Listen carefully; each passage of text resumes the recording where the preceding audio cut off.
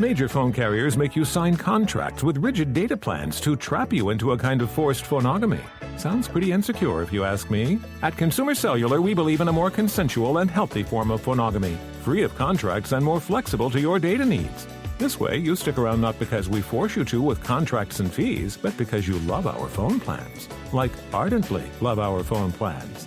Phonogamously. Consumer Cellular. When freedom calls, we're here to answer. Call us at 1-888-FREEDOM. Thanks for choosing this free Anfield Index podcast. If you'd prefer to listen to this or any of our other shows without adverts, then now's the time to check out Anfield Index Pro. With AI Pro, you can supercharge your entire listening experience. You'll not only get all of our podcasts without the ads, but you'll have them far faster with our Quick Publish feature available exclusively for subscribers. AI Pro also puts you in the heart of our sound studio, with an option to listen to many of our shows live and interact with the podcasters in real time as the shows are recording. Upgrading couldn't be easier. AI Pro is available on all popular podcast platforms, and we have our own apps for Apple and Android. Just head on over to AnfieldIndexPro.com and get started today. Hello and welcome to another episode of Scouser, Tommies on Anfield Index. I'm Jim Boardman and I'm with Jay Reid as we continue to try and lift ourselves after last weekend's debacle. That is the defeat against Arsenal, which, I don't know, the way some people were talking about it afterwards, it was like Liverpool's title charge was all over and done with. I don't agree, but I can get why people started talking that way, because it just felt so miserable afterwards. And if you just focus on one game, you feel so downhearted. And I've talked about the game a couple of times now. I had to do Raw straight after, which was good. Got a bit off my chest. Did the radio on Monday night, got a bit more off my chest. With an Evertonian on the radio as well, but an old school Evertonian who's not sort of full of the bitterness and everything. Actually quite a reasonable Evertonian. You do get the odd one, but yeah, a few more days have passed, and basically I've dealt with it by not really paying much attention to what's going on in the world of football, but I've not missed much from the looks of it. Liverpool have been back training. We've seen training photos in the snow. It is freezing today, but no snow here at least, so I can see.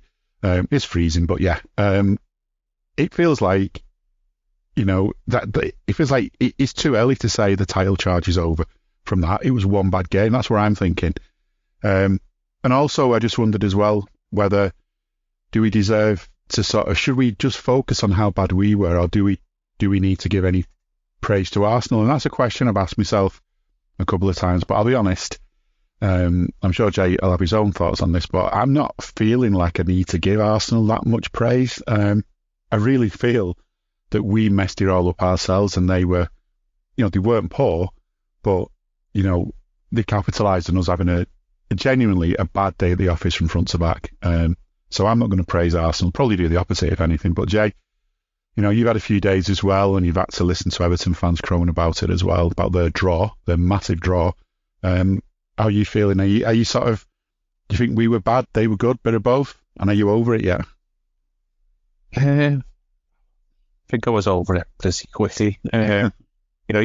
You don't lose many games as a Liverpool fan, especially in the current climate. What's that, the second league loss this season, and probably the first loss that we actually deserved. The other one we didn't deserve to. That game, mitigating circumstances and all that. But yeah, it was one of them.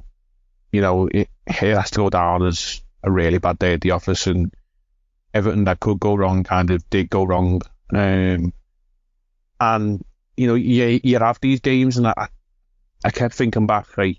What's this sort of remind me of? And the only game I could really closely come to mind of in this season was probably Luton away, where we allowed ourselves more to slump to their level and be drawn into their sort of game where, we didn't play our own football. And with this Arsenal game, I just don't think we ever really got out the changing room. We didn't necessarily slump to their level, but we allowed ourselves to be dictated to by Arsenal, and let them get into the rhythm. And I wouldn't say, if you were to compare, a game at Anfield to a game at the Emirates, if teams allow Liverpool to get into the rhythm and the crowd gets behind them, it becomes an extra factor, as we've often said.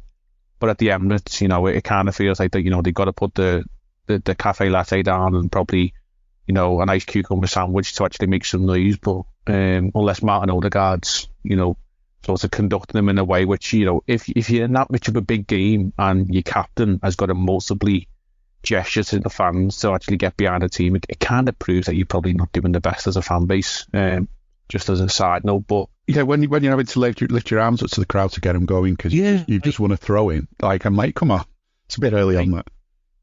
It's just, not necessarily small time, but, it kind of, it showed that a bit of the game's been lost there amongst a hell of a lot of things that have been lost in the game, but we could do a whole other 2 or 3 hours on that. But yeah, we gave them opportunities, and, through our own mistakes, through our own sort of sloppiness, and, rightfully punished to concede the first goal, albeit, slightly lucky in the fact that Alisson did well for the one-on-one, and the rebound just happened to fall to Saka, who was in acres of space. But, I listened to Raw myself on Monday, like, let the dust sort of settle, and then listen to yourself and Guy and Trev sort of sum it up, and,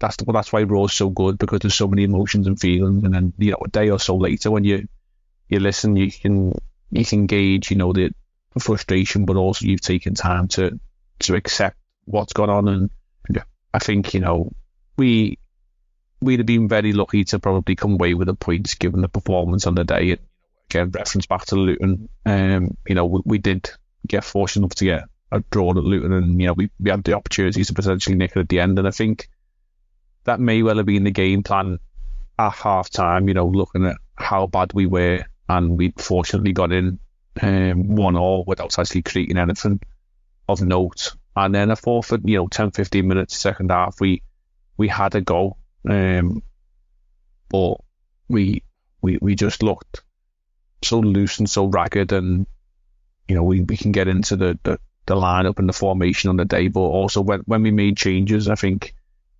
the lads on the pitch who came off, for me, warranted the substitution to come off the field, but they weren't offering much. But then, when you're bringing on Harvey Elliott, who is, effective at times, but at times ineffective, you're not entirely sure how he's going to, play in terms of his situation in the game. Is he going to have a positive effect? Is he sort of just going to be chasing shadows? And sadly to say, it looked like he was chasing shadows last weekend. And then Darwin Núñez, who didn't look fit. And then, we're bringing on Andy Robertson and changing fullbacks and sort of switching the formation ever so slightly, but bringing on a lad who's been out for 13, 14 weeks and is working his way back to fitness. It all sort of got even more disjointed, and obviously the header that leads to the second goal is a rarity in itself. And then, it was sort of the icing on the very shit cake in the fact that Konate gets sent, and then, the gaping hole down that right-hand side of the pitch where Trossard walters one in, and even that, in itself, the fact that it flicks off Virgil's big toe and goes underneath Ali's legs, on 99% of other days, that's either knocked out by Virgil for a corner, or if it gets past his outstretched leg, Alisson saves it. And it was just the sort of, well, that's it, you know what I mean? You couldn't have had a worse day at the office. You dust yourself off, you pack yourself up, you take a few days off, which the team have probably had. And we look forward to this weekend, and you hope that the reaction now is one of, defiance and sort of, proving that it was really an off day in it, and it wasn't, going to be a case that just sort of fell off the rails, as many would have you believe. Yeah, I mean, I think another game that sprung to mind, I think it got a mention on Raw as well, was the Luton game, where, at times in that game we weren't great, but then we got that sort of, like, for want of a better phrase, what we've had a few times this season, we got the kick up the arse of conceding goals and really needing now to not piss about all the time and actually get out and do something. And that's what we did against Luton, and that's what we've done in other games this season. That stat keeps coming up whenever you watch any kind of TV footage of Liverpool about how many times Liverpool have won points from being behind. Because, in a way it's good that they have, but in a way it's bad that they've had to so often. But they have. But then wherever it was on Sunday, there just wasn't that same fire and that same fight. And I don't know, I think Guy used a good word on Raw that we were bullied, and it did feel like that we kind of went into our shells quite a bit. But you're right. I mean, I think if I was going to praise Arsenal, it would be because, we'd hung on and they could have hammered us by far more. And I don't think that was the case. I think, let's face it, we weren't exactly looking potent in front of goal ourselves. But in terms of a threat from them, the second goal was definitely a fluke. I doubt we'll ever see anything as bad as that again from those two. And as you say, the third goal, when we were down to 10 men and 2 defenders or whatever, chasing a point, I just don't really think that's, I think that they're the kind of goals you sort of ignore when you're looking at the scoreline. They don't really tell you the true story. And 2-1 was probably more of a true story because as bad as Liverpool were, I just don't think they threatened us that much more. And then if I'm going to be, looking for more positives, I think, well, this time last week we were talking about how great Conor Bradley is and what a difference he's made. And then, of course, the sad news came through about his dad, and obviously he wasn't going to be around to play the game. And I can imagine, how much of an impact that must have had on the squad as well, because this young lad who's really sort of brought so much pleasure to us as fans. He must be great within the squad as well to see him doing so well. I've seen quotes from Trent this week praising him. But of course, him not being available meant that it was almost certain that either Trent or Robbo were going to start. And I doubt that was the plan. I'm pretty sure that, if Conor had been available, it would have been Conor and Gomez playing as full-backs. And then as the game went on, both of them maybe would have made way for Trent and Robbo if needed. And then those two could have just been gradually introduced. I feel like both of them ended up maybe playing more time and getting more pressure on them than we would have liked. And hopefully, from what I can see, it looks like they're going to be okay. But, there's always a risk doing that it's going to be too much. And we were quite harsh on Trent on Raw, which is fair enough. I think we've got high standards, high expectations. But I think maybe, I think he's one of the players that deserved a bit of a let-off in the sense that he's been out, giving some time to get back into it. Let's see what happens. Robbo again, rusty, but you can see he's ready to go. And I think the interesting thing is that when everyone is fit, again, there's going to be competition for those places. But how you can praise Arsenal, though, as you say, it's just unreal to see the celebrations afterwards. I was saying, I was taking notes during the game, and I was writing down in the notes that the way that place works, the new Highbury Stadium works for them is when it's going well, they can be really loud and behind the team, but then they go quiet pretty quickly.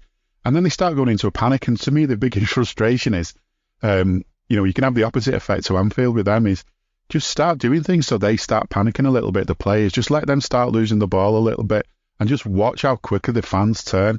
When it's quiet, maybe they're just doing little vlogs and things, I don't know. But we didn't capitalise on it. But maybe we just shouldn't be spending too much time worrying about it because it really does feel like a blip. And I think what made it feel worse is how good we'd been in the other two games since Klopp started. Klopp announced to us that we were starting this, the end of his days as Liverpool manager, because I was worried there might be a slump when he announced it. But the next two games were off the scale, how well we played, both at home. You've got to say, next game's at home, playing Burnley, a team that we've played already this season and done okay against. So surely this is the time to turn it around now, isn't it? Back the way it was. You'd imagine so. It's got the nostalgia Saturday 3 o'clock, which is quite rare for us as well. Yeah. But yeah, I think, in regard to Arsenal celebrations, you'd have think they would have, remembered 6 weeks ago or something like that to the game at Anfield when apparently they won the league, when, they drew 0-0 with us and just stayed top for Christmas, and then by New Year's Day we were top anyway because they went on to lose the next two games. So, a bit of sort of, perspective and actually humility in terms of, respect for your opponents. And, there's a lot of fallout from it, like I was in Jamie Carragher's camp in terms, yes, you beat a rival and, you sort of maybe, applaud your fans if they've helped, which I didn't say the Emirates probably did help them as, fans at Anfield probably could, influence the result. But, you sort of, you applaud your fans, you say thanks to them for making the efforts and coming and all that business like any team should do. Whether you've won or lost, I think it's just a mark of respect to acknowledge, your fan base for coming out and paying the hard-earned cash to go to the game anyway. And I'm sure it's a lot more expensive to go to games at the Emirates than it probably is in Liverpool. But that's the situation with this country, and the north is the north, and it's probably a separate state on its own. But Martin Odegaard taking photographs with the photographer, and then Arteta sort of doing his best Mourinho impression when they scored and running down and high-fiving all the touchline. And, it was just a bit over-egged. And had this game had been played in April, when Arsenal had pulled themselves within 2 points with, say, half a dozen games to go, then for me, yes, then a bit more over-the-top celebrations. But with 15 games to go, learn from what happened before Christmas, lads, and realise that, by the time the game week, as it's known, had finished, you were still third in the table. You know what, as well, the other thing that jumped out to me was our last game in North London, where refs did us in, basically, and we lost. The way Tottenham fans celebrated that was like they'd won the league. That was what games in? Yeah, and there's Question in Sport used to say, what happened next? Yeah. And there's a lot of context to be taken into account, and you just think, for me, it was just think of what you've just done before Christmas and what happened. And as we record this on Friday afternoon, we're still top of the table, and this league is still in our hands. As people would like you to believe now, that Man City are now going to run away and steamroller everybody and win every game 4-5-0 and run away with the league by 12 points or whatever. And yes, technically it's also in Man City's hands, but it's in our hands. Whoever wants to have control of the destiny of the league, it's in their hands between those two clubs alone, because we have to play each other. And that's, the pivotal thing. If we win all our games out now, we win the league. If Man City win all their games out, they win the league. If Arsenal win all their games out, they could win the league, but it depended on us and City dropping points and letting them, in the back door, as saying. But yeah, I think Arsenal are a huge club, and they've sort of, I feel as though they've embroiled and embraced themselves too much in this sort of social media narrative, and they've sort of lost what it was to be a big club. And you mentioned about it goes times in the game when it goes quiet, and you're doing vlogs, or are they sat there scrolling YouTube or Twitter or trying to find out things. And it's one of my pet peeves at the game is people having phones in their hand at any time when the game's going on. A free kick or a penalty or a corner is awarded, and instantly you see thousands of phones being whipped out because people want to capture that moment. And I also think, for me, you want to capture that moment with the people around you, whether you're there with friends, family, or you just one person on their own amongst a load of other, strangers as it would be, but you're all there for one common cause, which is to see your team win and enjoy that moment. And there's nothing better than the feeling of, celebrating with people rather than celebrating through a phone screen or an iPad screen or whatever. And I think Arsenal have, clinged too much to this social media sort of vibe, and it's trying to portray how they are, we're a London club, and we're so modern and hip and stylish or whatever, that we're too cool for raucous fan celebrations in the crowd and making noise for 90 minutes. That as we said earlier, you need Odegaard to conduct you into making noise because you've been a wonder corner or whatever. And I just feel as though that element of the game is lost with them, and maybe that is why the over-the-top celebrations were sort of from them. It was, it was mentioned last week that we've been put forward for the documentary surrounding our finish of the season or whatever, but it also felt as though that was a very much of a Netflix celebration from Arsenal. The moments where you can imagine on the Netflix trailer, Odegaard taking pictures of Dave the cameraman and Arteta running down the touchline, and flashbacks to when Arteta had to play crowd noise at the training ground to sort of get the Arsenal players used to what Anfield might be like. And it was his moments of redemption and stuff like that. It just feels so forced and scripted. And then I just love it. Good. The Netflix documentary then cuts to a pub in Liverpool, and they're asking a few Reds, like, so what do you reckon then to that Odegaard with the camera?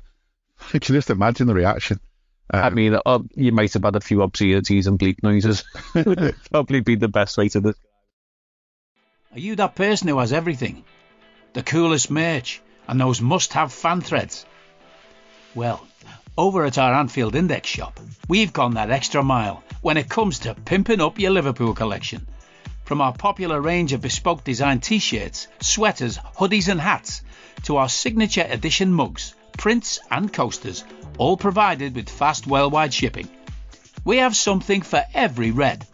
We also stock official LFC merchandise and are licensed with the Premier League and UEFA to sell official iron-on shirt badges and sleeve patches. As a listener to this podcast, you can get 10% off everything with coupon code AIPRO10. Just head over to AnfieldIndex.shop or find us on Etsy by searching for Anfield Index. But it's not like a sort of, I hate them, Arsenal. It's more like, that is sad. It's like almost feeling sorry for them. That's the difference. And I've had this conversation like a few times. Like, Chelsea fans seem to think that we're their big rivals, and to them, I can see maybe that's how they think about us. The way Tottenham reacted, as we just said, again, they must feel that way about us. The way Arsenal reacted, again, they must feel that way about us. And there's other stuff as well. Because when you were talking about the camera, the only thing I could think of where something similar had happened with us was where Stevie G grabbed the sort of the TV camera, and kissed it at Old Trafford that time, when I think it may have been the 4-1 or one of the big wins like that. And he kissed the camera. And that to me is like, that wasn't them. If we're playing them or we're playing the Blues, then there are like sort of dyed in the blood rivals. Like, it's in like they're our biggest rivals. No one else will ever come close to either of those two teams, as far as we're concerned. Not in English football. Maybe we'll have a few European rivals as time goes on, but I would say those two are our big rivals. And so I'd get it when you do it in those fixtures, because it's a fixture that means more than whatever's happening in the league table. But Liverpool and Arsenal is only a fixture that means what's happening in the league table. It doesn't mean anything outside of that. There's just this subtle difference. But the more you see it happening with teams who are playing us, the more you think, my God, we really must be getting into their heads. To the extent that I'm impressed with Arsenal, because I'm not really impressed, I'm being very sarcastic here, because up to now, the only songs I knew they had were Arsenal, another song with the same lyrics but different tune, Arsenal, and then 1-0 to the Arsenal. I don't think they had many more songs than that, other than when they're asking for Wenger out and things like that. But the other day they had a whole song, which, funnily enough, just happened to be our song. They've gone to the trouble of copying our song, and probably I didn't hear the lyrics that they've used, but I'm assuming taking the piss out of us. I know a couple of other clubs have tried to do it as well. It just feels like we're well and truly in their heads. And you know what? You can do your fake fist bump things as much as you want. You can do your mad running up and down the touchline as much as you like. I'll make a little bit of an allowance for the manager, because maybe he's got a bit of that bitterness sewn into him from his time across the park. But, we're not. You don't mean the same to us as we clearly mean to you. No, they say imitation is the biggest form of flattery, isn't it? Yeah. And, God knows what the lyrics are, so a lay, Arsenal version 6.0, because, Wolves have had a go at it. I think Brentford have had a go at it. Palace probably have had a go at it. Other teams have all had a go at it. Yes, we stole it as other songs. We've stolen it from other clubs. But we've stolen them from other clubs around the world. Like you think of, is it the Bobby Firmino one that's referenced to the Boca Juniors song or something like that? Yeah, we've covered them. We've covered them with respect. Yeah. More how we've done it, I reckon. And we've taken them from big clubs around the world, and you're not going to go and rob like Chelsea for Liverpool. It's not really going to take off, is it? For example, or 1-0 to the Liverpool, it doesn't really sort of work. You like 1-0 to the Wolves, or you might see sort of like, and it's the old small time songbook lottery that you get at the ground, and I'm sure the maybe 1,200 sort of pilgrims that are going to travel from Burnley tomorrow, or produce a couple of songs, like Is This a Library and You Robbed Our Car Stereo and the sign on, like, the usual sort of, Middle England Brexit sort of songbook bingo. So if anyone's watching the game via any sort of, media, do have your checklist out, and I'm sure, you'll note down a good half a dozen of the, we've heard that one before from, list 70 other clubs under this bracket. But yeah, the fist pump thing,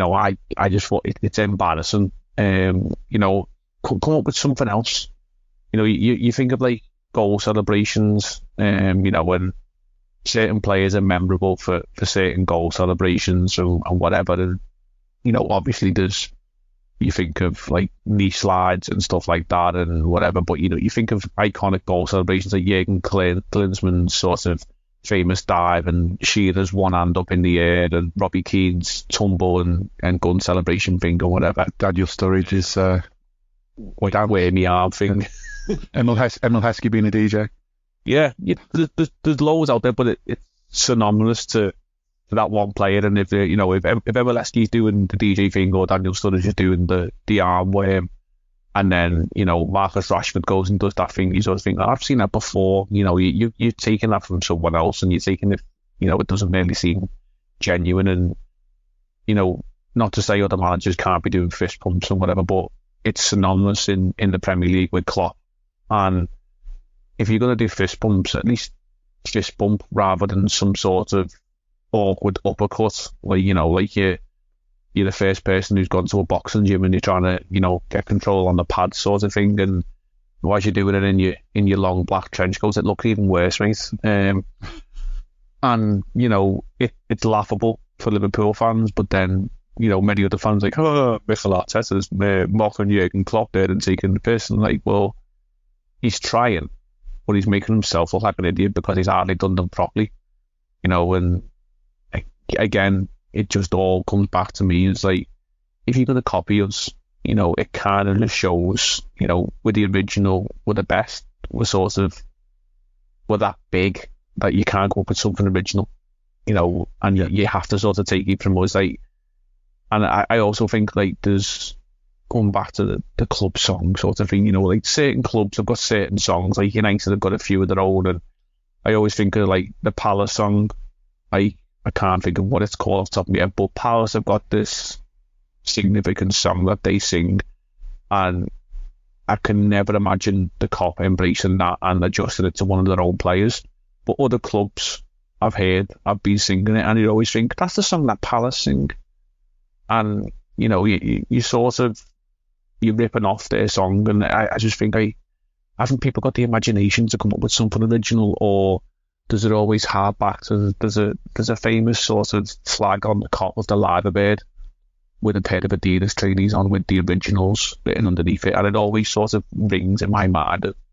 That's just what we are. We're originally unique, and maybe that's why we're loved, but we're also hated on so many levels. I think that's one of the things, because the reason all those clubs see us as the rivals that we don't see them as is, I don't know, maybe I'm wrong, there's definitely a tinge of jealousy in there. And I mean, I'm sure that if you're a well-to-do fan of a London club who can afford to pay a fortune for your ticket and all the rest of it, and you think Liverpool really is a place that's full of people who are all on the dole, and there's rubble all around the place and fire, everything's on fire, or whatever your imagination is, and the people of Liverpool always leave the city to go and steal cars and whatever else. If that's how your mindset is, then maybe you're not jealous of Liverpool because you don't know what Liverpool is, but maybe you're jealous of how.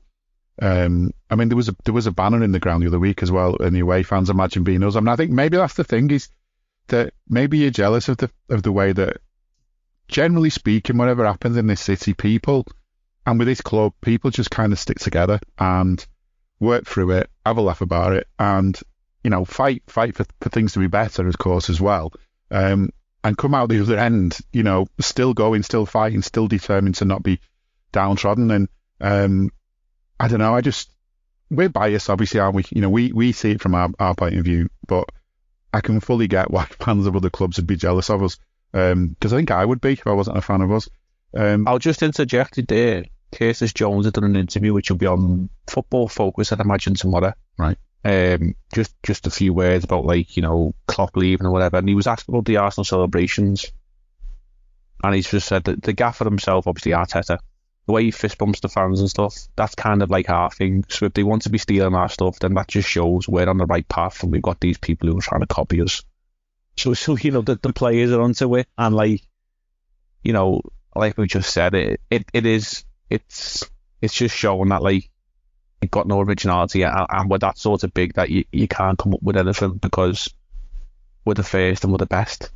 So you just got to copy us if you want. But, you know, much like sort of knockoff gear, you know, you can have, you know, you rip off tradies or you rip off tracksuits as it was probably back in the 90s. I remember, you know, Lacoste being the big thing, as it probably was, and a genuine Lacoste tracksuit or tradies or whatever were costing you know, upwards of £100 or whatever back in the day, which, you know, given inflation is probably £400 or £500 nowadays. Yeah. But there was always, you know, you could go to market and you could get a knockoff Lacoste tracksuit for 35, 40 quid.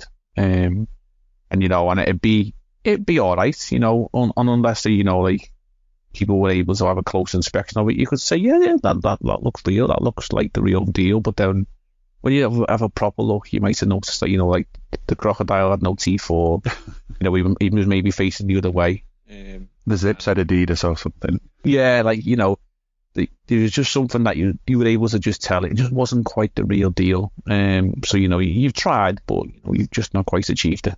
Yeah, that's them, is it? I mean, talking of imitation and stuff like that, it's a slightly different one, but one of the reasons Liverpool's not this place full of rubble and all the rest of it that people might still think it is, a lot of money came from the EU to help out with different stuff around the city. One of those things was Liverpool One, the big shopping centre, which is not even a centre, is it? It's just a load of shops that's at one part of town, but it's known as Liverpool One, and obviously the Reds opened the club shop there, so one of the, you know, was one of the sort of key tenants, if you like, to that outlet, that sort of not going to say retail part, but it's not.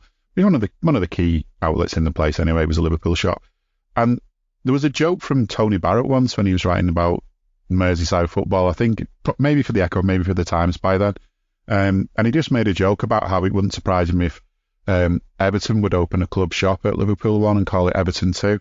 And it was just a big joke. And I mean, within 12 months they'd opened a club shop called Everton 2 at Liverpool One, just because he sounded like, you know, it was one way of beating us. But that was a bit of imitation there. And I just love the way that, you know, they can make jokes about themselves without realising they're making jokes about themselves. And I suppose we should mention them, though, because they have been on a bit of, like, I mean, they drew against Spurs. So, and fair play to them. I mean, that was a good result for them. You know, they were behind and they fought back and got back to 2-2, and it briefly lifted them out of the relegation zone. They're still waiting to hear what the outcome of their appeal against the points deduction is. That hearing's been done, I think, now, so it's just a case of all these legal eagles writing long notes and making sure it can't be taken apart by someone before revealing what the decision is. But they were just so, I don't know, apart from the person I spoke to on the radio on Monday was much nicer about it. She was just happy for her own team as much as anything, because really it makes no difference to Everton what we're doing. We and other than when we actually play them, or unless we play one of the teams down at the bottom with them, it doesn't make a lot of difference what we're doing. And if anything, they should be wishing us well, apart from in one game that we've got left, which is the derby, because we play Luton. That game's been rearranged now to be just before the League Cup final. You know, we've got we've got Forest coming up as well. So if anything, you'd think Everton fans would be hoping we'd do them a favour, but I don't know. For a lot of them, it's just not in their nature, is it?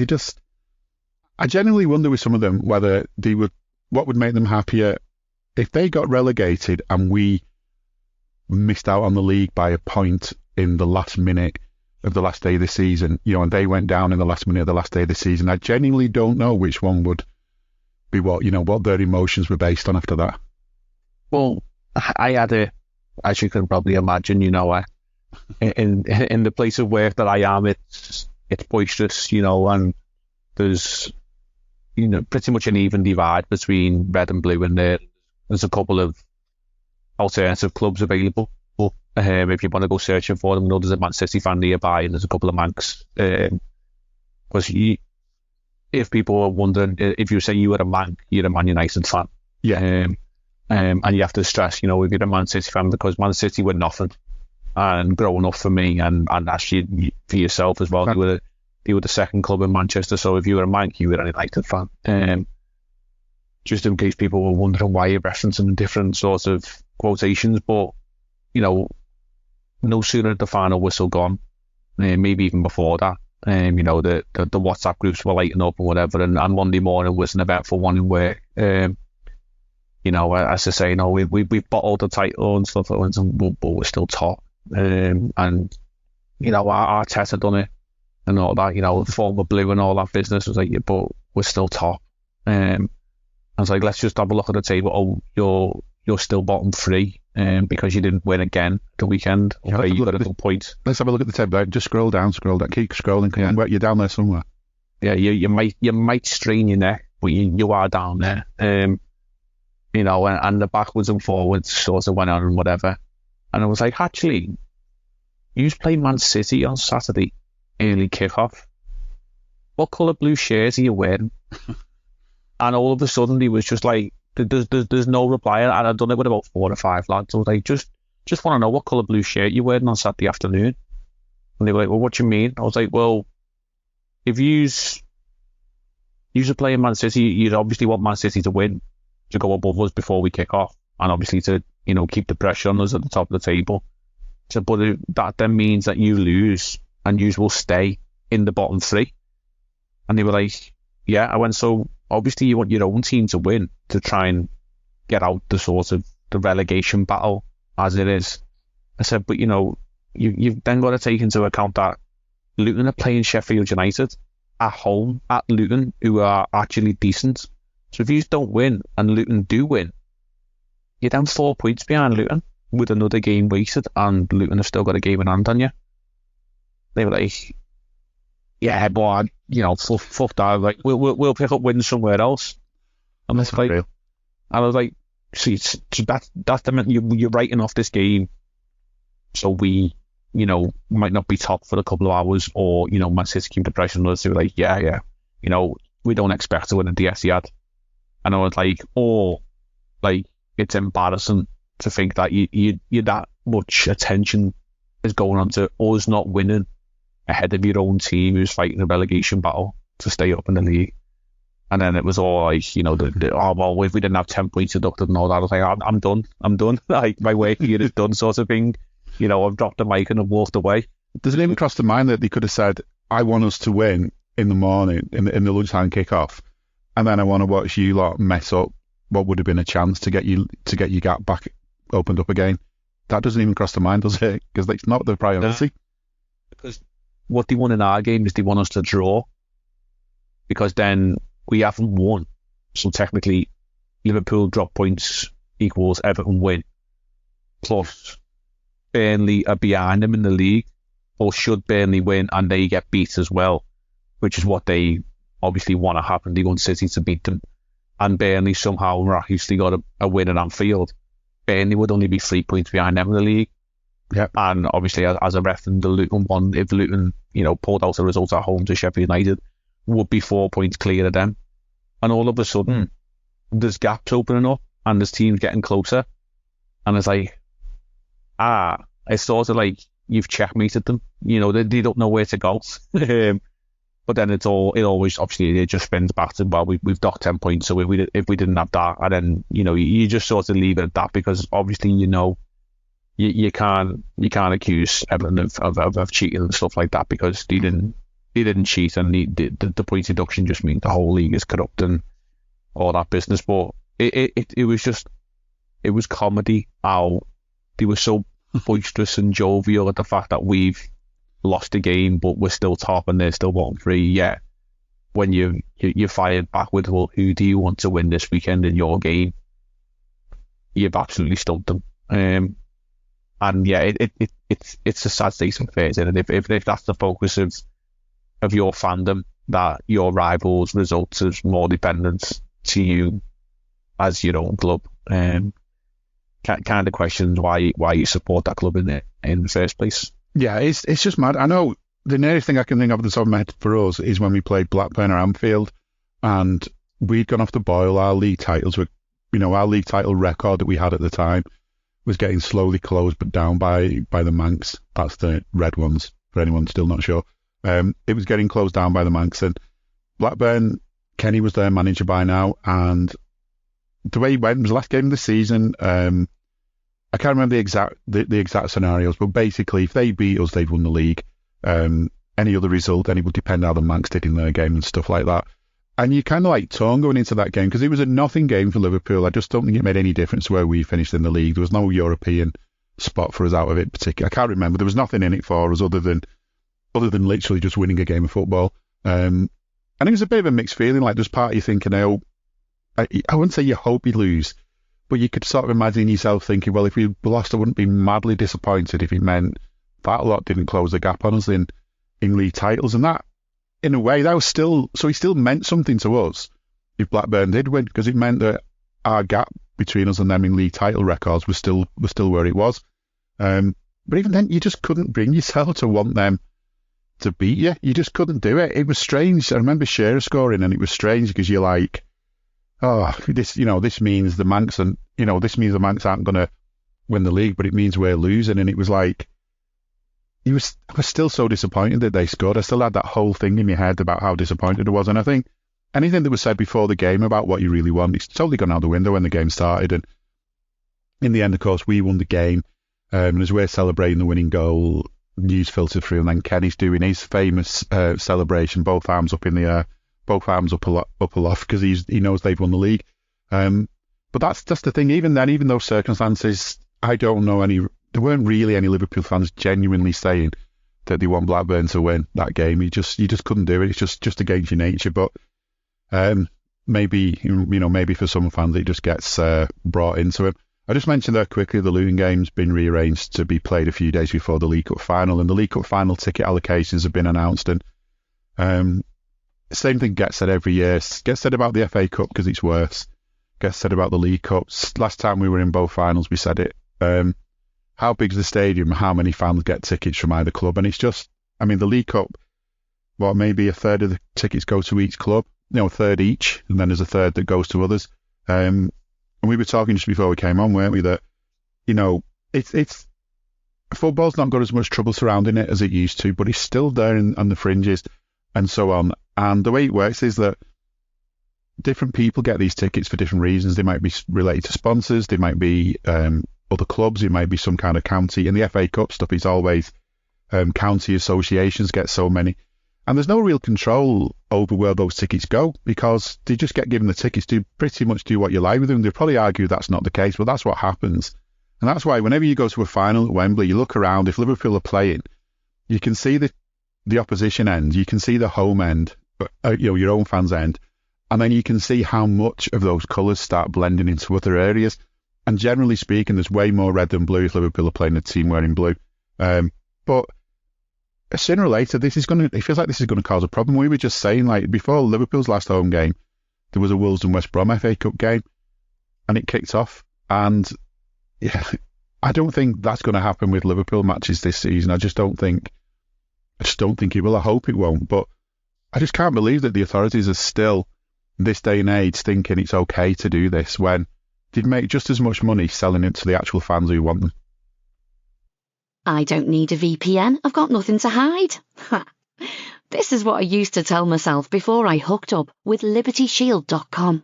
Not only is my home internet now fully encrypted, but I can now access all the websites I want, whenever I want, and do so from absolutely anywhere. As a Liverpool fan, I love to know I can now watch every match, regardless of whether it's on UK TV or not. My Liberty Shield VPN makes sure nothing is blocked and guarantees me super fast streaming speed throughout that match. You can get connected right now with their software package, which includes a 48-hour no-obligation free trial and instant access to their apps for Apple, Android, Fire TV, PC, Mac and Android TV. Or go a step further like I have and get one of their pre-configured VPN routers. These small but powerful devices allow you to easily connect every device in your home to VPN, making it the perfect solution for smart TVs, Mac boxes, and games consoles. Visit libertyshield.com today and use coupon code AIVPN25 to get 25% off at checkout. Just headed.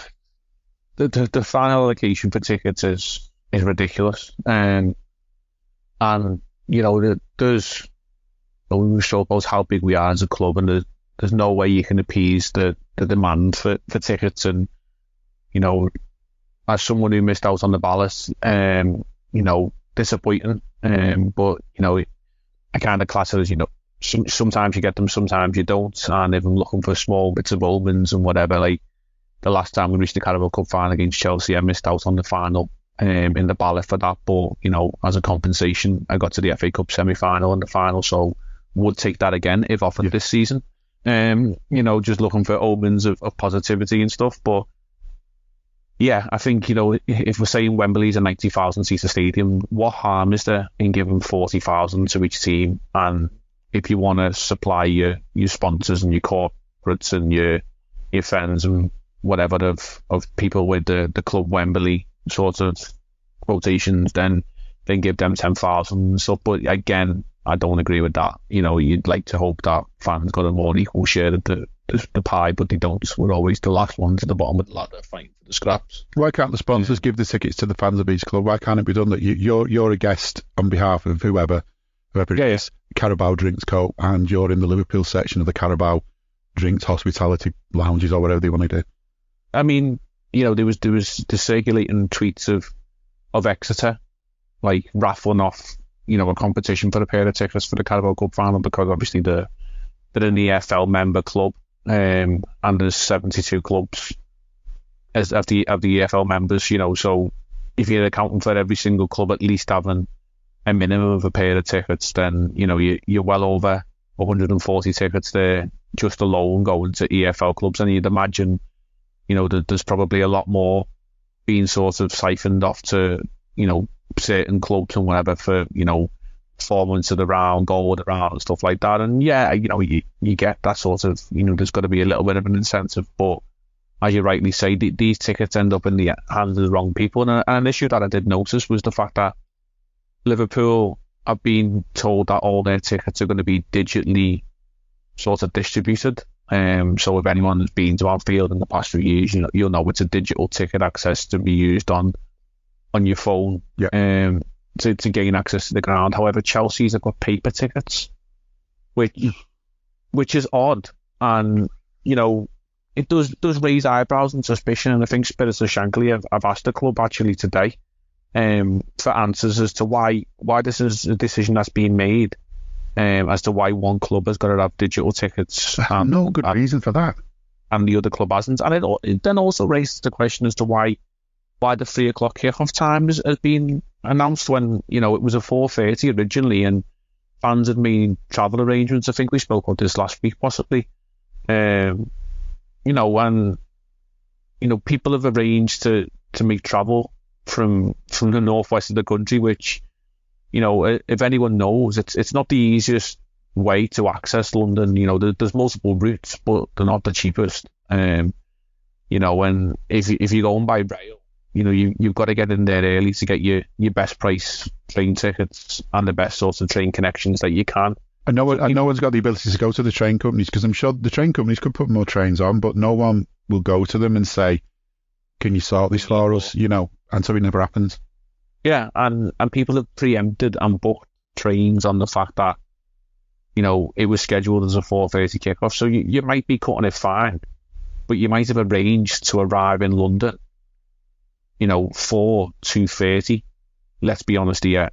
You know, you arrived at London/Wembley for 2:30 in the afternoon because you thought, well, it's a 4:30 kickoff, so I'm giving myself a 2-hour buffer to ensure I'm at the ground. Also to make sure you can afford the tickets, because if you buy tickets to London, if you buy them in advance and you're not too bothered about what time of day you go and what time of day you come back, get some quite decent deals, I suppose. But I mean, I did a work trip a while ago, and I booked it maybe 10 days before we had to go, and I was allowed to, and I can't remember, it was kind of peak time stuff, but it was like, I wasn't paying for it gladly, like 250 quid return on a train, not first class or anything, 250, I mean, you can fly to Barcelona probably 3 times for that guy, I mean, I remember looking after the first leg against Fulham. There was, if you were searching Liverpool Lime Street to Wembley or London Euston, there was a section of the day where tickets not available for these trains. So they were there, the trains were on. You could see what trains you were getting, but they were unable to be purchased. When we got to the second leg, they became active, and as the game progressed, and obviously it was a tense affair potentially that we could have maybe banana skinned and went out, but we got through in the end. Within 15-20 minutes of the full time whistle, prices had risen over 50% on what they were actually first initially on for. And then I started looking, well, can I go from Manchester? Because you can get to Manchester relatively easy in a few different ways, road, rail, whatever, from Liverpool. And the routes from Manchester were going up in price, and you start looking at other ways. But the frustration of if you've made an arrangement for the train to arrive at 2:30 into London, thinking you had a 2-hour buffer, and then all of a sudden the game's been moved to 3 o'clock, and you can't change your train because the tickets have A, been sold, or B, gone up to an obscene price. You're basically left stumped because the train companies aren't going to refund you. And also, getting back, you may have arranged for the train to leave London at a certain time, and then you're going to cause chaos at stations where people are going to be getting to the station and they're like, well, actually, you're not allowed to get on this 5:45 train back to Liverpool because you booked a train for 7:45 thinking the kickoff was 4:30. So you're having people linger around stations and stuff like that, and creating crowd confusion, which we don't want to get into that, but there was no viable reason as to why they've changed this. There's no justification being said as to why they've changed it. And the digital tickets, the paper tickets for Chelsea fans, again, it just seems as though we're sort of being singled out and being picked on here, that it's Liverpool fans. And again, I don't know if anyone has actually seen, but we play Man City at Anfield in a few weeks, and we've referenced a few times about serious concerns raised by police. I think that's why potentially this one was changed at Wembley, actually, because the Met Police recommended it. But not surprised if they're giving Chelsea fans paper tickets. Last time when we played Chelsea fans there was a number of Chelsea fans arrested, not Liverpool. So would it have been different had it been Chelsea Fulham? Would it have been a 4:30? I imagine it probably would have. Had it been Liverpool versus Borough, would it have still been a 4:30? I don't know. That's just me being a bit of a cynic. And the Man City game in a few weeks at Anfield has been moved from 4:30 to 3:40. Slow that. I thought it was I've never seen that kick-off time in my life. 7:45 is a well-known Wednesday night fixture kick-off time, but 3:45 never, ever. No, and they've moved forward the Super Sunday fixture on that day, which I want to say is potentially Aston Villa. They've moved down to a 1:30, so obviously the TV stations can get both games in at the same time. And I think, checking back through Discord, the only sort of viable reason that I could see was Harinder had put on that if they move it to 3:45 due to daylight saving times and all that, it'll still be daylight basically when the ground empties out. So, for potential crowd disruption, it's better for the crowd to be dispersed in daylight. And you just think that they're just taking away a little bit from the game, because Liverpool versus Man City is going to be a big game, and Liverpool versus Man City under the lights at Anfield will just have that extra 5% about it.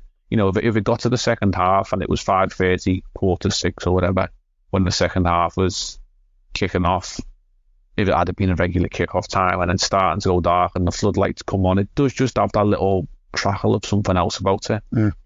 And it just feels as though, once again, fans are being never thought about, because, other people with other agendas and other sorts of priorities in mind are arranging football games to, suit narratives and agendas, and I just think it's very frustrating as fans, and we're always the ones feeling the brunt of it. And there is, as you referenced before, a famous flag of football without fans is nothing. And it does feel as though it's getting driven that way. I think the other thing as well is that fans don't matter, because whatever decisions they make, they never explain to us why. I mean, you probably remember yourself being a kid, and I've got kids, grandkid now. There's that thing about you say to a kid, go and do this, the kid says why, and then the answer in the end is because I told you to, kind of thing, right? But that's so frustrating for a kid, because you want to know why have I got to do this? Why can't I do that? And so,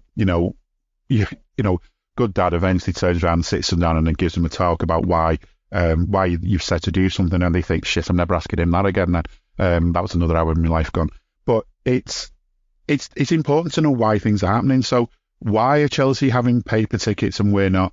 Tell us why. There might be a good reason for it. If there isn't, then we start thinking either A, you don't give a shit what we think, or B, there's something not so good about it. Why is the kick-off time gone to 3:45? Just tell us. There might be a reason for it. Just tell us and explain it, and why for the first time ever we've had a 3:45 kick-off. You might turn around and say that actually this was a compromise because the police, which I can't imagine, but the police are saying that they wanted it to be a 12 o'clock kick-off and this was a compromise. At least tell us, though. Whatever it is, if it's good or bad, tell us. If you can't tell us, it makes me think you're ashamed of it. Much like we keep saying every week, referees, explain things to us. You've made a decision, good or bad. Let's not go on about Taylor, because I don't think he was the cause of our problems on Sunday, even though I think Canate was harshly given his first yellow at least. And, there's a few other things wrong in that game, but he was better than the last time we played. Consistently inconsistent. My expectations for him aren't very high. And after Tierney did quite well in the wee game before that, I wasn't expecting anything great from him. I felt like, as they say, these things even themselves out. I was going to make up for that, wasn't he? But there's the other thing just quickly I've seen about, I don't think he's going to come in the Premier League. I've not read much about it, but there's talk now about trying out sin bins and blue cards. Have you seen much about that? For a moment, I thought, that's something that'll please the Everton fans. We made up that they got one for them.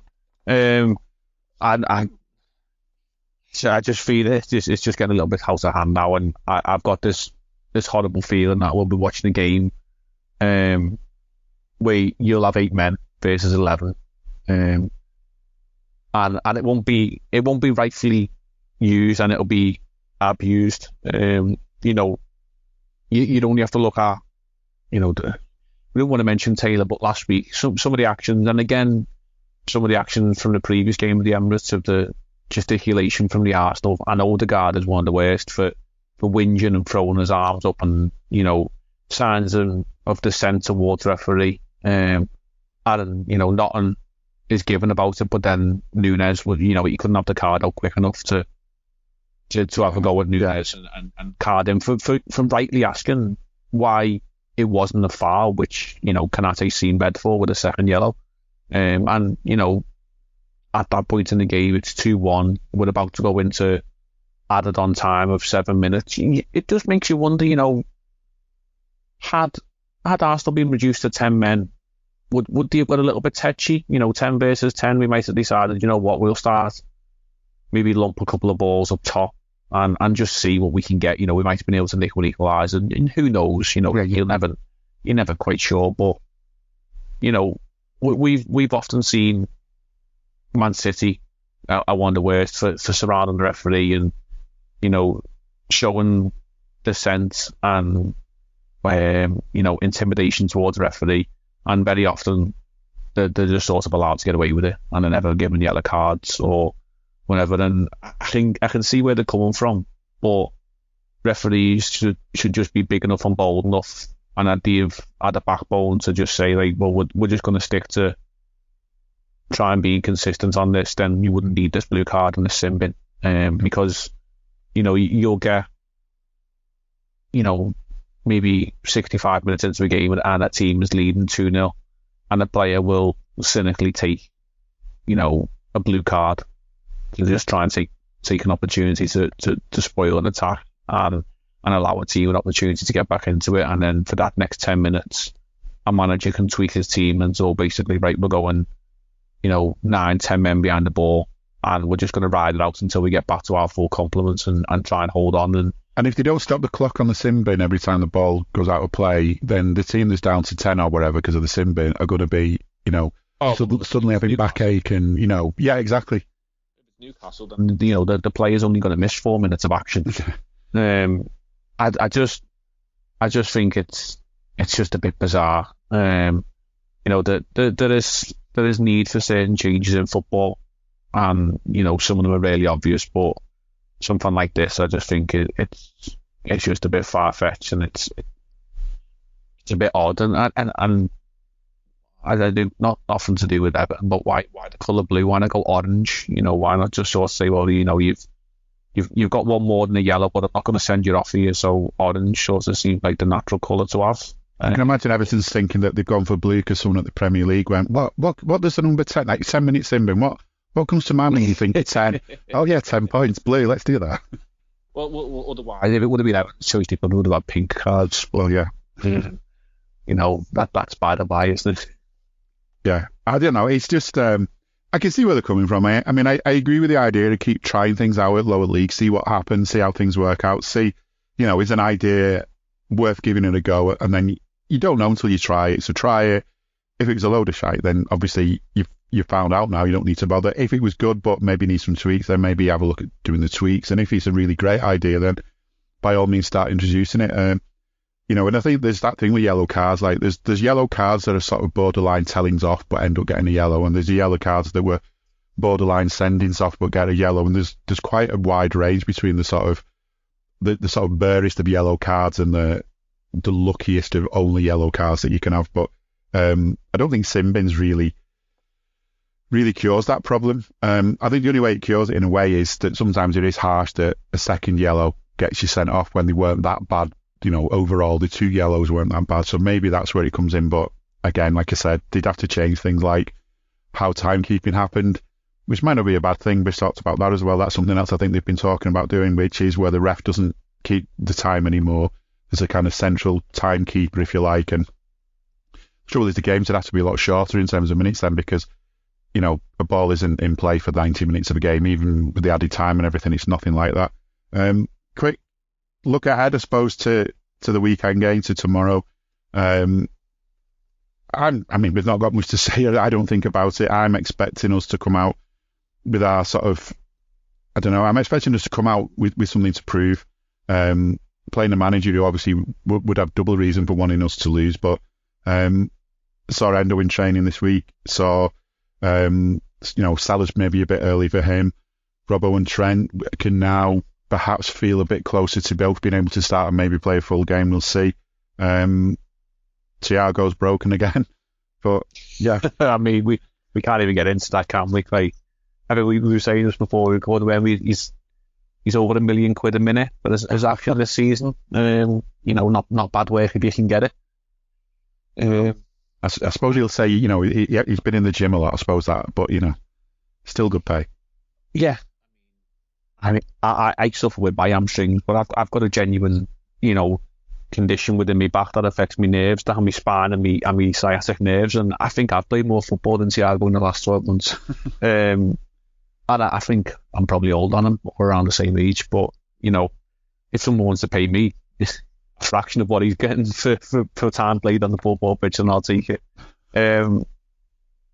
I think what we are doing is we didn't have Thiago until last weekend, and we now haven't got him. So for most people, we've just sort of not wiped him from our memory, but we've never really wholeheartedly included him. Much like Bajcetic, the mirage that was Stefan Bajcetic last season. Is he still around, or was that some sort of player in disguise? But those two fellas, along with Joel Matip, who obviously got injured and is out for the season, you just sort of, you don't even acknowledge them, do we, now, in the nicest way possible when we're looking forward to teams? No, we don't. I mean, every so often I'll read an article, like the club website always puts one out with team views, and it's always like, why are you even mentioning these lads? Because we know they're not going to be around. But I suppose it's a little reminder of how, when you start the season, you name your squad and you're allowed so many young players. You can have, unlimited young players as far as I know, or homegrown or whatever, under a certain age. But then, obviously, once you hit a certain age, you've got limits on how many you can have for different competitions. And to me, we've done well. We've done well with the side we've had this season, and I think it can only be a good thing that we've got more and more players coming in.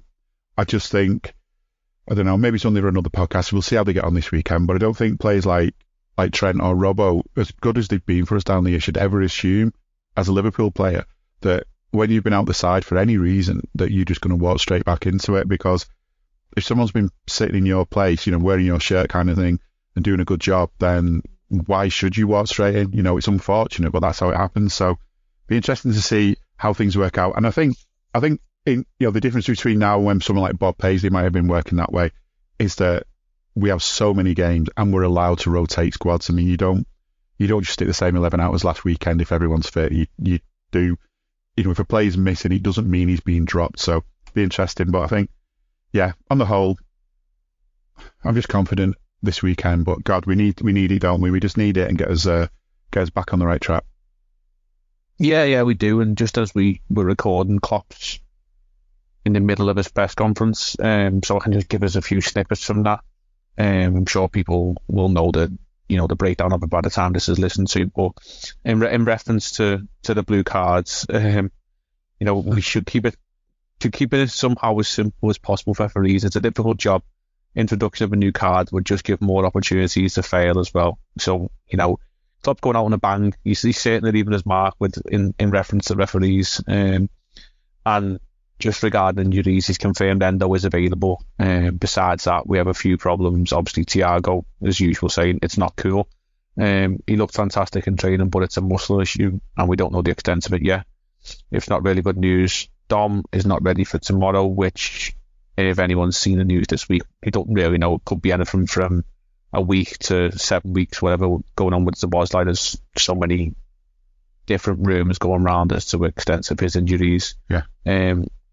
He's confirmed young Bradley will not be playing. Conor Bradley won't be playing tomorrow, obviously, given the situation personally. He said that, it's not something that should be discussed in public, and he may be back in training next week, but there's no rush, which I think is absolutely spot on, perfect. You give the lad who has sadly lost a family member as much time as he needs, and there's absolutely no pressure on him to play for Liverpool. When he's good and ready, then that's good for us, but he takes all the time he needs. And then there's about a little bit of flu in the squad, so we will see. I'd imagine, someone will probably miss out tomorrow because they've got the sniffles.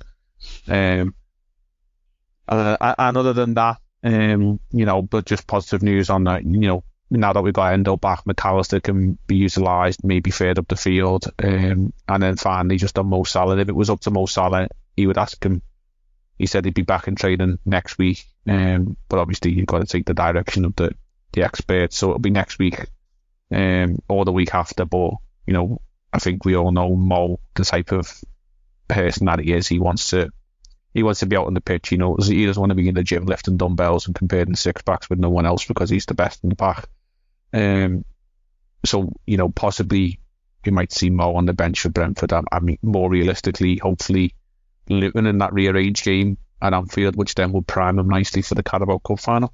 Yeah, I mean, it feels like, it might be too early to say, but, I've got the little feeling like, we've had a little hiccup, but it's all sort of coming back together again, because we were never going to get to the end of the season where we were only having sort of 2 or 3 recognised first team players on the bench. Sooner or later, that was going to take its toll on us, and I think, hopefully, fingers crossed, we've kind of got through that. We're going to still have players missing from time to time, but we've got enough other decent ones to come in and carry the weight. So I'm looking forward to what's left of this season, absolutely. Just that thing on the flu as well. Is there anyone who's going to the game against Burnley or any other game this season? I would say, if you feel like you've caught this flu yourself and you're going to be a bit of the sniffles and you can't really make a lot of noise, you're not feeling great, maybe, A, don't spread your flu onto everyone else in the ground, and B, pass your ticker on for another reason, as in let someone go who'll make a lot of noise, because we need it. It's been the difference for us, definitely, this last handful of games that we've done so well at home because it's been so loud at home. I've been really impressed with the noise at Anfield, so I hope there's more of that tomorrow. But for us, for now, for this week, that is it. We will be back soon, I'm sure, to discuss whatever else is going on in football, whatever other great ideas people have had about different colour cards, and no doubt, with a bit of luck and all things going our way, find out how the Everton fans reacted to the real scorelines this weekend and whether they were as delighted to lose against City as they sort of hinted they might be. We'll find out. But thanks to you for listening. Thanks to Jay. And we will be back soon. We hope you enjoyed listening to this Anfield Index show. Please be sure to subscribe to our channel so future podcasts find their way to your device automatically. There's nothing quite like fan engagement, and we'd love to know what you think of anything discussed on this show. The best way to get in touch is over on our free Discord community, where both podcasters and listeners debate the hottest LFC topics 24/7. Sign up free now at anfieldindex.com/Discord. You won't regret it. You can also follow us on Twitter at Anfield Index and find us on Facebook by searching for Anfield Index. Oh, and before you go, we'd love it if you could leave us a 5-star review on your favourite podcast app. It only takes a couple of seconds, and it means the world to the people who create these free shows. Sports Social Podcast Network.